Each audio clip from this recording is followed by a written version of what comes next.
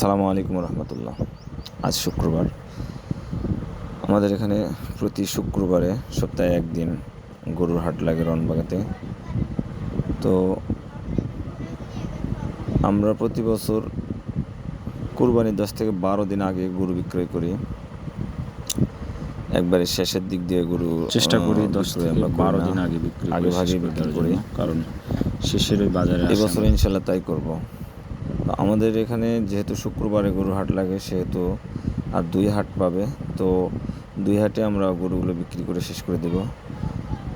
আজকে যেহেতু আমরা বাবা ছেলে 2 জন, আর গরুগুলো অনেক খারাপ, তো 2টের বেশি গরু হাটে নেওয়া যাবে না। আজকে আমরা 2টে গরু হাটে নিয়ে যাব। তো সকাল থেকেই গরুগুলোকে খাওয়ানো দাওয়ানোর কাজ চলছিল। গরুগুলোকে খাওয়ায়ে গোসল করাবো, তারপরে আমরা গাড়িতে খাবো গরু। সকাল থেকেই খুব ব্যস্তই সময় যাচ্ছে। গরুগুলো মূলত বুঝতে পেরেছে এরা শেড থেকে বের হতে চাচ্ছিল না। এরা পশু হলেও আদর যত্ন ভালোবাসা এরা বুঝতে পারে। তো গরুগুলো আমার শেড থেকে বের হতে চাচ্ছিল না। খুব কষ্ট করে টেনে হিঁচড়ে এদেরকে নিয়ে গেছি রোড পর্যন্ত। গাড়িতে উঠতে চাচ্ছিল না, কষ্ট করে গাড়িতে উঠাইছি। আমার গরুগুলোর চোখ দিয়ে ঝরঝর করে পানি আসতেছিল, গরুগুলো যেতে চাচ্ছিল না। এদেরকে আমি নিজে অনেক কষ্ট করি, নিজের থাকার জায়গাও আমার ভালো নয়, আমার বাড়িঘর ভাঙাচোরা, কিন্তু আমি গরুগুলোকে খুব যত্ন করে লালন পালন করি। যদিও আধুনিক শেড আমি করতে পারিনি, তবে এদেরকে একটু ভালো রাখার চেষ্টা করেছি যথেষ্ট পরিমাণ। এদের খাওয়া দাওয়ার ত্রুটি করি নাই, নিয়মিত প্রতিদিন গোসল করাইছি, অনেক যত্ন করে এদেরকে লালন পালন করি আমি।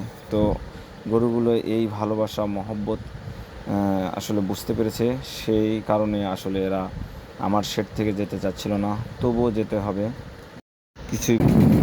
ফাইনালি অনেক কষ্ট করে গরুগুলো আমরা গাড়িতে উঠায় যাত্রা শুরু করলাম। আমাদের গ্রাম থেকে রামবাগার দূরত্ব 10 থেকে 12 কিলোমিটার হবে।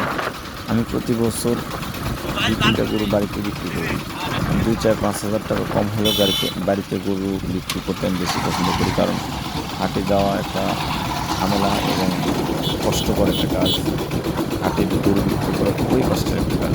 আর আমার গরুগুলো দুষ্ট প্রকৃতির গরু, এরা ষাঁড় থেকে অনেক খারাপ। এদের স্বভাব খুব দুষ্ট প্রকৃতির গরু। এরা বপন হলেও এদের স্বভাব ষাঁড়ের থেকেও খারাপ। তাই এদেরকে হাটে তুলে বিক্রি করা রীতিমতো খুব কষ্টসাধ্য কাজ। তারপরে বাধ্য হয়ে হাটে নিয়ে যেতেও হচ্ছে। আমাদের এলাকায় আমরা রনবাগার ক্রয় বিক্রয় করি এই কোরবানির সময়। রনবাগার হাটে বছরে 3 মাস গরুর হাট লাগে, জ্যৈষ্ঠ, আষাঢ়, শ্রাবণ। এই 3 মাস রনবাগার হাটে গরুর হাট লাগে। এখানে মূলত ফাইনালি আমরা হাটে এসে পৌঁছে গেলাম। রনবাগা গরুর হাট বগুড়া জেলার নন্দীগ্রাম উপজেলায় অবস্থিত। এই হাটটা মূলত ধানের হাট এবং গরুর হাটের জন্য বিখ্যাত। গরুর হাট আমি আগে বলেছি বছরে 3 মাস এখানে থাকে, জ্যৈষ্ঠ, আষাঢ় এবং শ্রাবণ, এই 3 মাস এখানে গরুর হাট লাগে।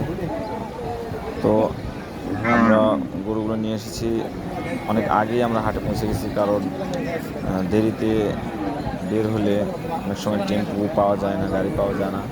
তো আগেই আমরা আসছি। গরু 2-4টা সবার কাছে দরখাস্ত আমরা যেন একটা উপযুক্ত দামে গরুগুলো বিক্রয় করতে পারি। অবশেষে সবার কুরবানি আল্লাহ তাআলা কবুল করুক।